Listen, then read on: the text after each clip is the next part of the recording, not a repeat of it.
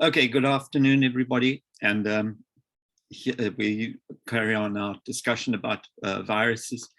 And we need to just think for a minute about how viruses replicate.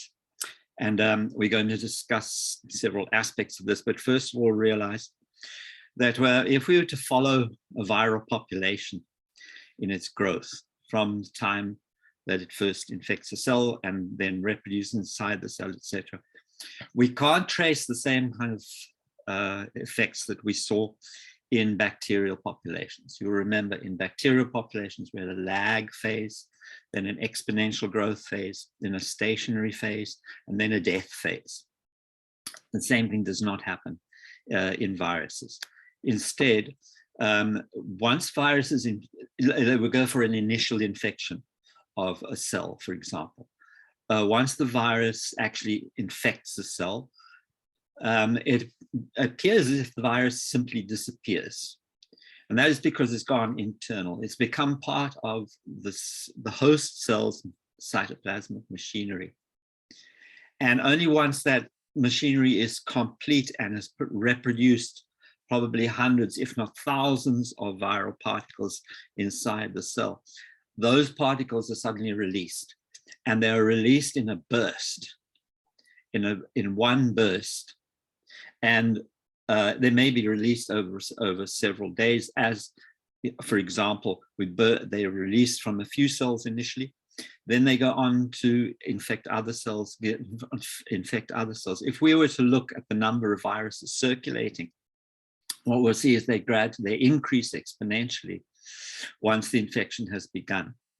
And the host then has to react in some way in order to influence this growth of the viral population. Either the host dies. When the host dies, then its attendant viruses die, except for those which have been released to go and cause infection elsewhere.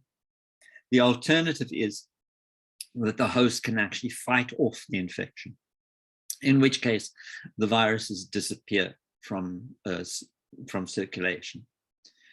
This period, this produces a single peak like this in the host. And the period of acute illness is a period where the number of viruses present are beginning to cause actual damage to the functioning of the organism. That is one aspect. The second aspect very often is that the host becomes additionally ill through the reaction of their immune system to the presence of the virus. So there is a period of acute viral infection.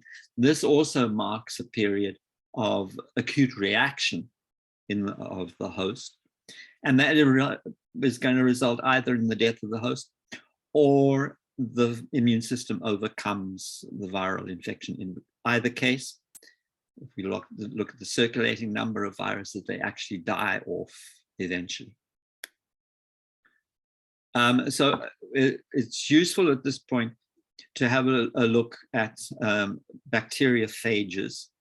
And this is because bacteriophages is a good model for various situations in higher organisms, in eukaryotes.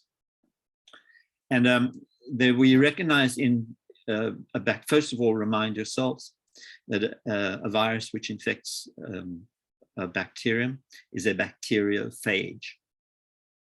We see two predominant life cycles. It's hard to call them life cycles because viruses aren't actually alive. But the first we refer to as a Lytic cycle. And the Lytic cycle is one where the phage infects bacterial cells, reproduces, and then lyses the bacterial host cell, bursts it, and the viral particles are released.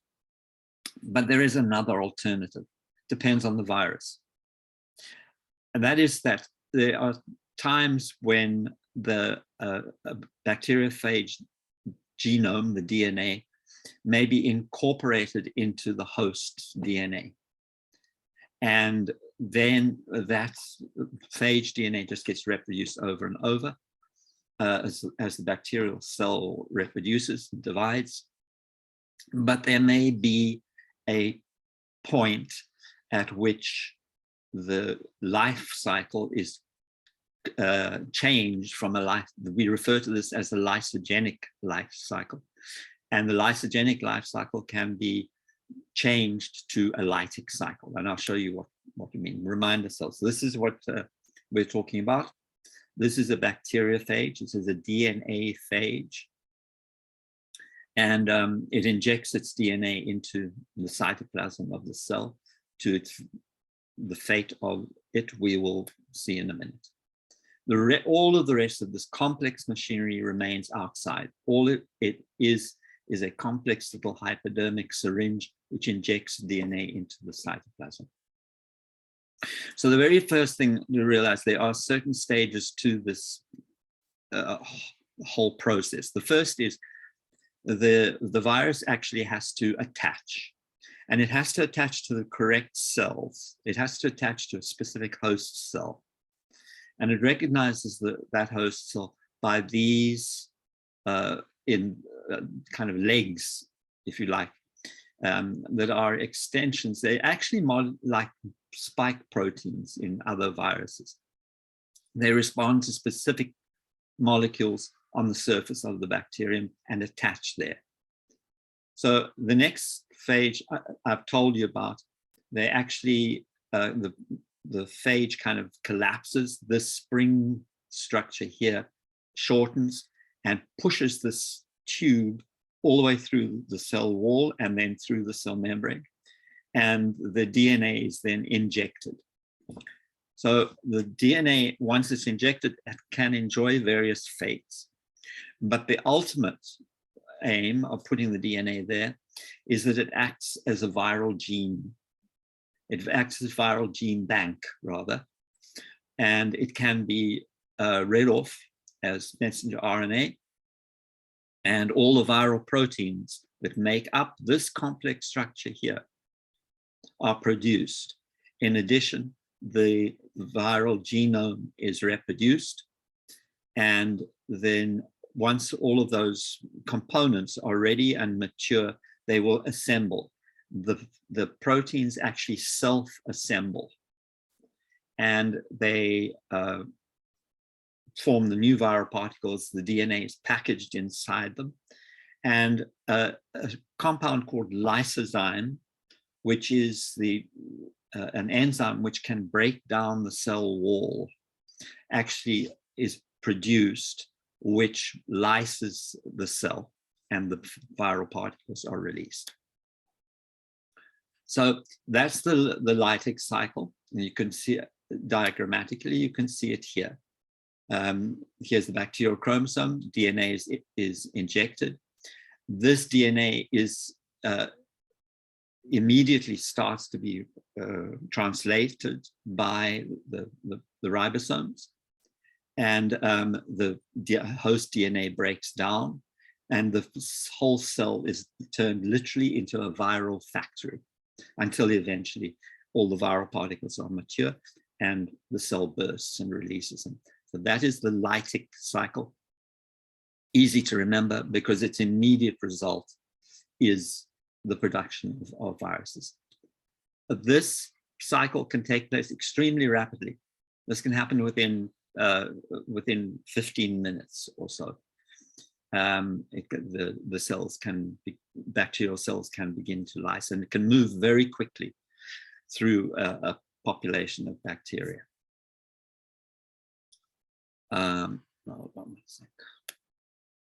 Okay, so the alternative life cycle is the lysogenic cycle. And lysogeny refers to the phase of the cycle where the phage DNA is actually silent and it is not transcribed or translated in any form. So the DNA from the phage at this time becomes part of the genome of the bacterial host cell. And at that stage, it's called a prophage.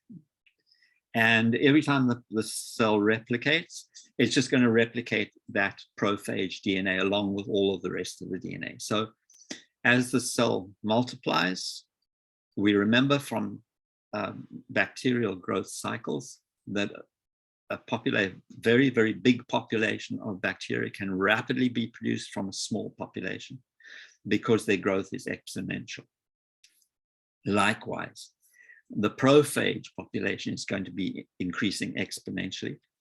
And at some point, usually in response to some environmental cue, there is a conversion of that prophage into active phage DNA. And this is the way it works. So first we're going to have, this is another bacteriophage. This is not T even, this is another bacteriophage lambda. And here it is injecting its DNA. And the DNA, there are alternatives. The DNA initially forms a little circle like this, almost like a plasmid. And in the Lysogenic cycle, that little circle incorporates into the bacterial chromosome. Every time the cell reproduces, the prophage is reproduced as well. But on an environmental cue, it may be the size of the bacterial population, it may be a response to environmental conditions.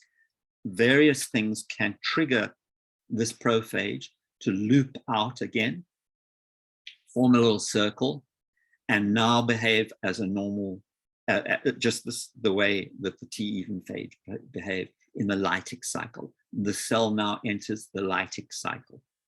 And that's the classic Lytic cycle. The host DNA is broken down. The viral DNA is entirely transcribed and then translated. And all of the genome is reproduced and all of the proteins are produced. And the virus bursts the cell, ready to go off and infect other cells. So that forms something of a model for the way in which viruses infect animal cells and plant cells as well. In other words, other eukaryote cells in general. There are the similar kind of stages. First of all, the viral particle has to attach somehow, and it has to attach to the correct cells. It has a very narrow host range, as we discussed before, and there are elements on the outside of the virus which recognize the particular cell membrane to which the virus has to attach. They enter viral animal or plant cells, however, by different means. They do not inject their DNA the way that the bacteriophages do. Instead, the capsid has to find its way one way or another into the cytoplasm, and then the capsid is removed. Remember, the capsid is that protein coating. The capsid is removed, and the viral genome, remember it may be DNA or RNA, that is liberated inside the cytoplasm. And then it depends very much on the virus as to what happens. We'll see in a while. Sometimes the viral genome remains in the cytoplasm and is transcribed and translated and reproduced in the cytoplasm. Other times, the nucleus may be involved. The nucleus of the eukaryote cell may be involved. Either way, ultimately, again, the processes of transcription and translation are co-opted by the virus, and so that the cell essentially becomes a viral factory and begins to produce viral proteins, viral genome, and these are matured in the normal cellular processes, and then they are assembled, and the viruses then leave. They may leave by various means. Many animal viruses actually bud out of the cell. Depends on the virus. Others do cause the lysis of the cell. So we'll see the way in which this works. Now, the way in which viruses get into eukaryote cells varies. It depends on the type of virus that you're talking about. But the first way is called the endocytic route. And what happens is the virus, when it binds, it's binding to the cell membrane. And when it does so, it induces the host cell membrane to form an invagination, a pocket, which produces a vesicle that is conducted into the cytoplasm. And the capsid is then released, and then the capsid is dissolved, broken up rather, so that the genome is released. So that is the endocytic route. There is an alternative, however, and this is for enveloped viruses. And the enveloped viruses, many of them actually unite with the host cell membrane. Remember that this membrane on the outside was derived from some aspect of the host membrane systems. So it's very similar to the cell membrane. So it can, once it recognizes the correct cell membrane, binds to it, it induces a union with the cell membrane, and the capsid is stacked straight into the cytoplasm through that opening. We see both types, depending on what kind of virus we talk about. We see both types, for example, in the human viruses. And in actual fact, this here, the endocytic route, is the way that coronavirus gets into our cells. So here's just some electron micrographs of this happening.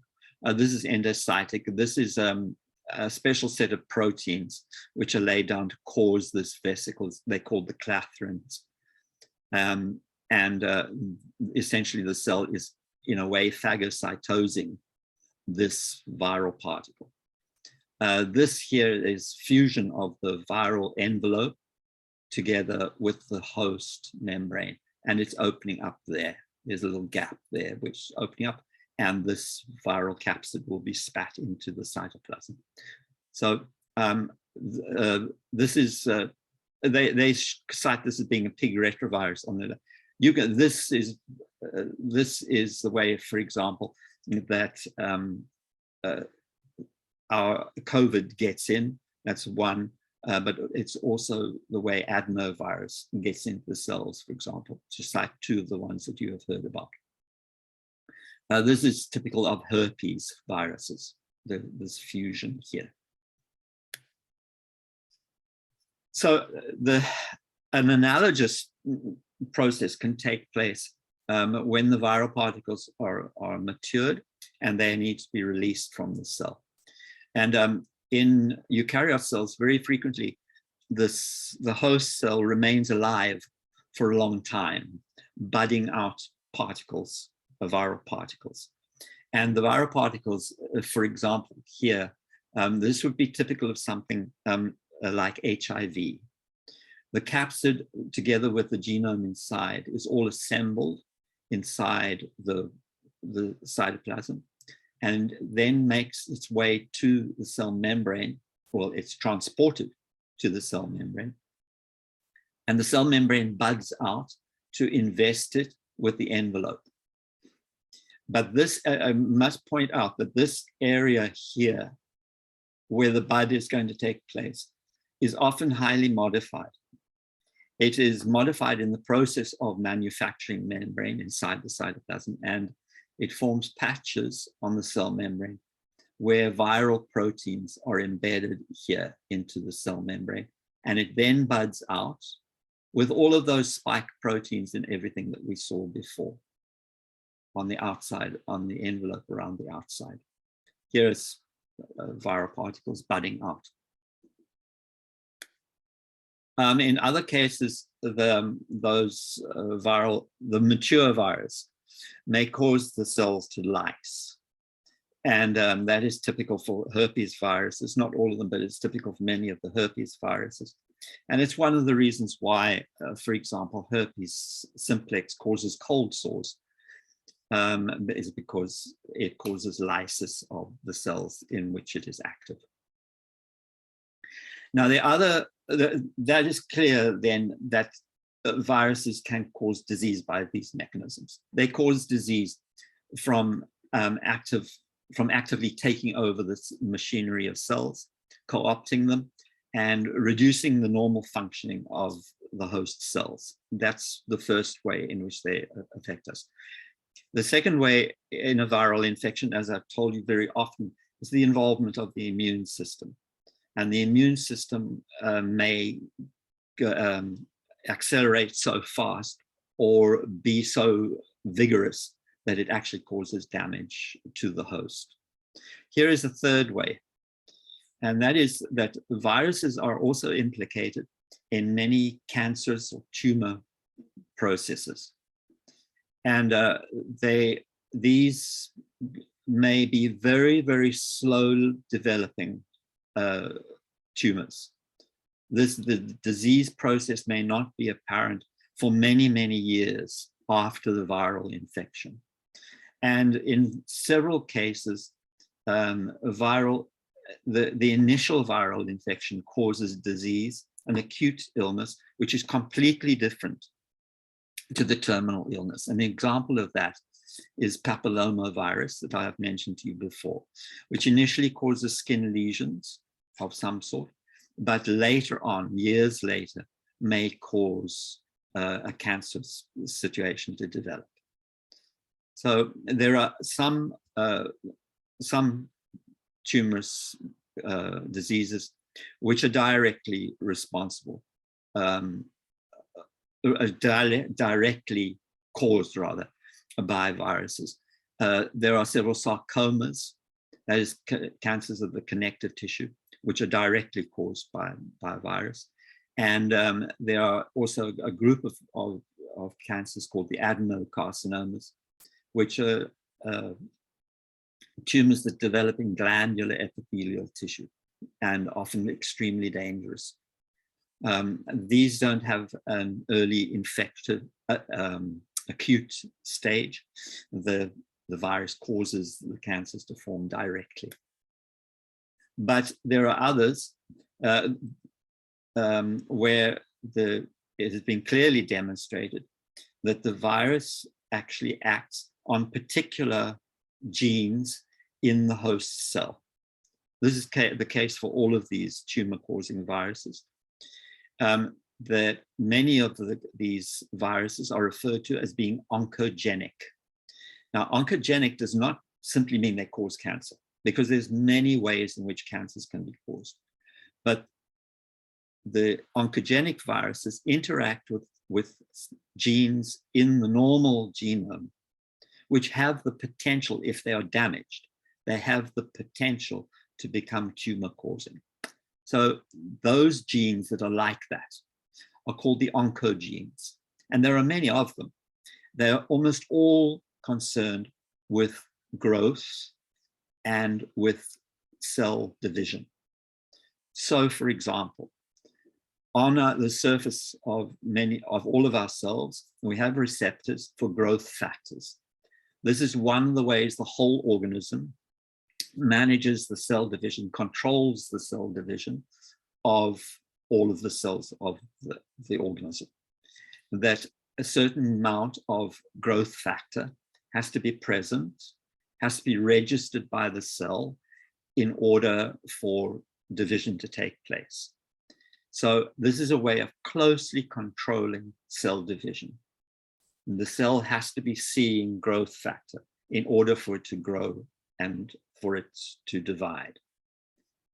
However, so that receptor, the genes for that receptor, for that growth factor receptor, those are oncogenes, because if I disrupt the function of those genes, then the cell can lose control over cell growth and cell division.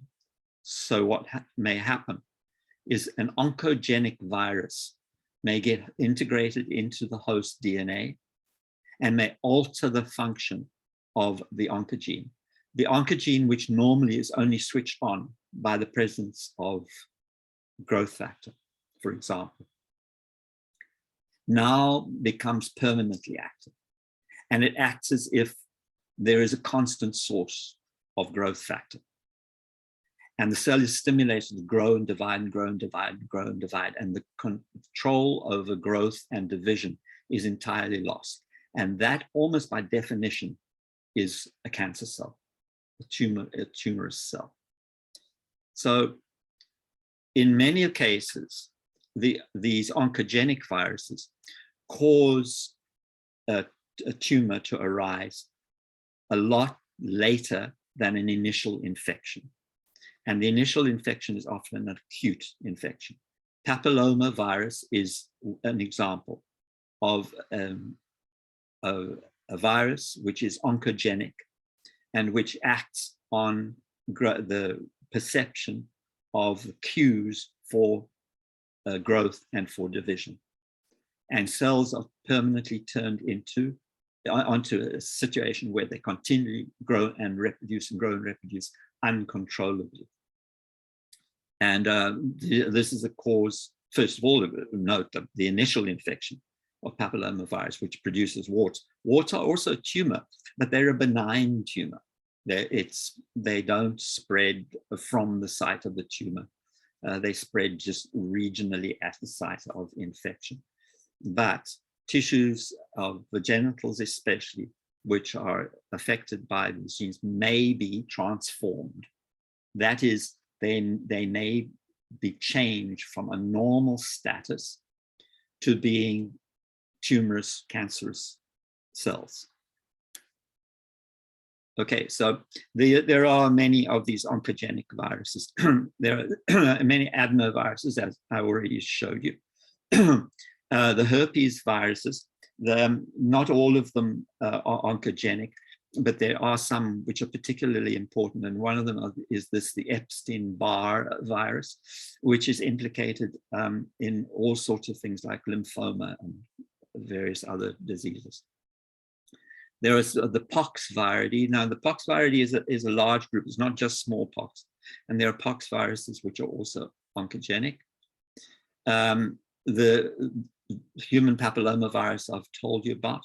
And there is another very important group. It's a relatively rare disease. It's Hepatitis B virus. And this is a peculiar group of viruses that I don't even want to tell you about their life cycle because we don't need to know. The hepatitis B virus is one which can actually cause, it can cause an acute hepatitis, but it often causes a relatively mild hepatitis, which later on transforms liver cells and sparks liver cancer. The same is also true of hepatitis C. The hepatitis C causes cancer through a slightly different mechanism. It's not truly oncogenic, but the cancer is the result of long-standing liver disease and cirrhosis. Nonetheless, the proximal cause is a virus. Okay, so there are other things, the terms that we'll hear in relation, especially to human or animal viral infections.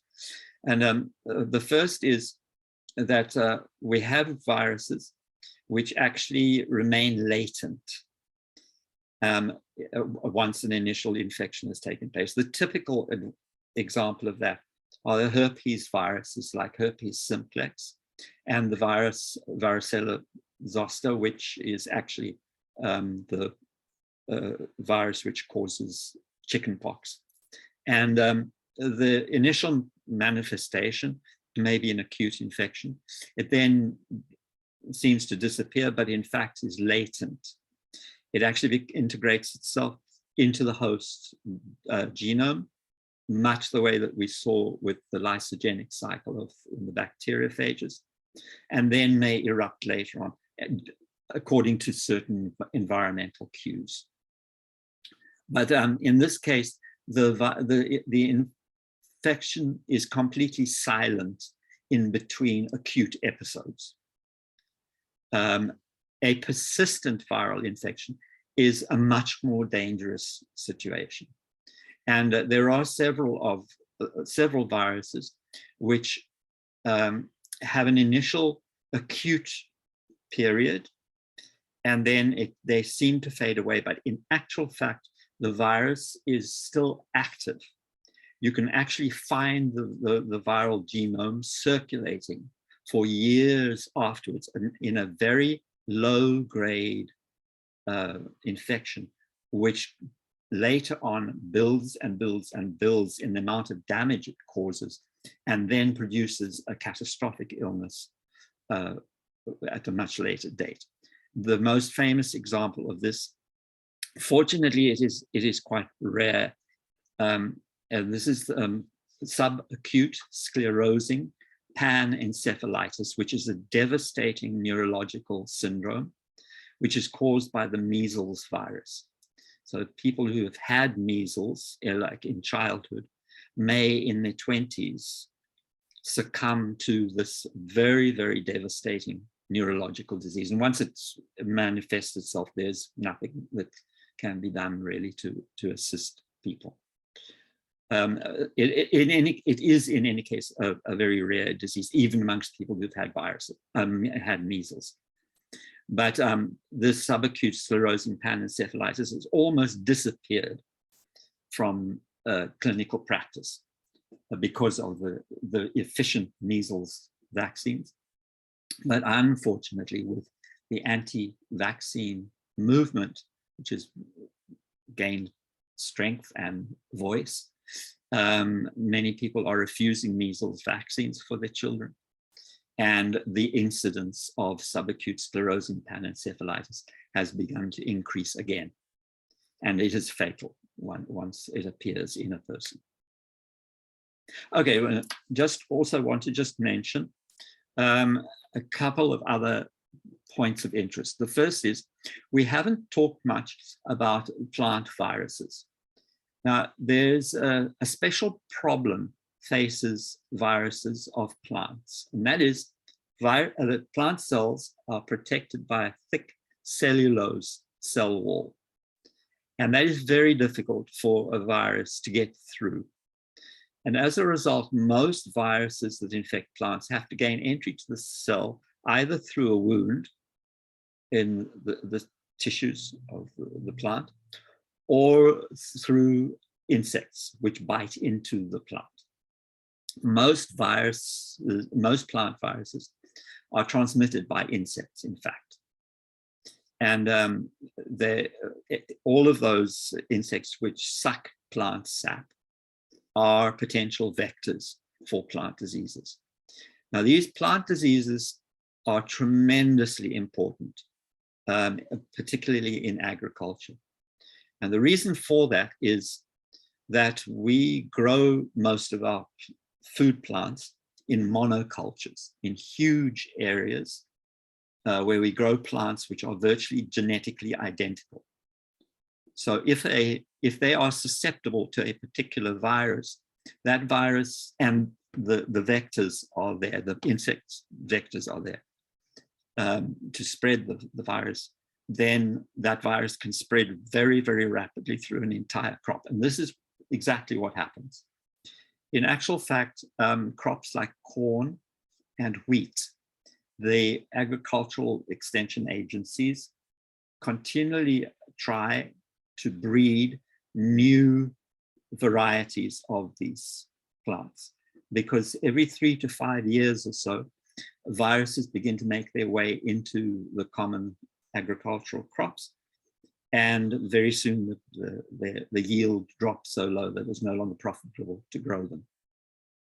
So both government agencies and commercial agencies are continuing trying to stay one step ahead of the evolving viruses so that they can continually present farmers with seed which is resistant to the current viral populations. So plant viruses are hugely important and have resulted in devastating epidemics in plant crops, and actually have been a cause of major famines throughout mankind's history. The last thing that I want to talk about are some very weird variations on the theme of viruses. They're not viruses. They're entirely different groups. But it gives us an idea of how viruses may have evolved. And that is that there are, for example, a group of elements which can cause disease, especially in plants. And these are short pieces of naked RNA. They have no capsid, nothing. These are easily spread by touch, by rubbing, by contact of a plant with another plant, but also by vector as well. And these are called the viroids. And it's a very strange thing, but here they are. These are entire viroids. This is potato spindle tuber viroid, which also causes devastating infections of potato crops. So there you are, with no capsid, no nothing, simply the presence of the RNA, if it can make its way into the cytoplasm, will result in disease. The last thing I want to talk about, because you probably heard about it, is not in the news quite so much as it used to be, but these are the prions. Now, all the viruses and the viroids that we've talked about, they have both relied on putting their genome into the host and co-opting the host genome. The prions do not even have a genome. They are in fact protein and nothing else but protein. And they work in a strange way. They have been, the diseases associated with prions have been well known for a very long time, but it's only relatively recently that the disease cause was revealed. And the one that you've probably heard of is, its proper name is spongiform encephalopathy, and in common parlance, mad cow disease. It's also referred to as Creutzfeldt-Jakob disease, and it is a devastating neurodegenerative disease. The terrible thing about these elements is that they've actually acquired quite easily from infected organisms. The reason for that is that they are very resistant to heating, and they're very resistant even to boiling, despite the fact that they're based on protein. In fact, their name, proteinaceous infectious particle, gives them the scientific name, which is a prion.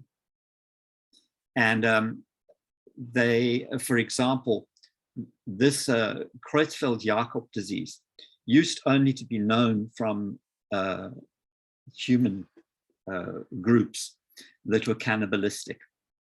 And they would eat the brain, especially, as a delicacy, as a source of power very often.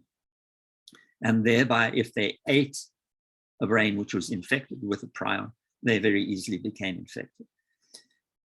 In the developed world, the meat industry set up a situation in the 70s and 1980s where they increased the chances that people might pick up a prion. And the reason for that was that they took, in growing cows, for example, for the hamburger industry or whatever, they they raised cows in very close confinement with one another, and cows which died could be removed and turned into cow food. They would form protein pellets from dead cows and feed it back. That led to the problem. These spongiform encephalopathies, prions, are a natural part of populations of ruminants especially. And so what they were doing was they were increasing the likelihood that cows might end up with a spongiform encephalopathy, which did happen. The rates began to increase, but They were not always immediately recognized, and in some cases, the symptoms were deliberately ignored. The animals begin to show paralytic disease. They begin to stagger and salivate, and there are symptoms to the disease. They would quickly send those cows to the abattoir before they became too ill. But by doing that, they were putting prions into the human food chain. And almost all of the cases of the mad cow disease were in people who had eaten beef from those that had become infected through this food chain, especially with hamburger.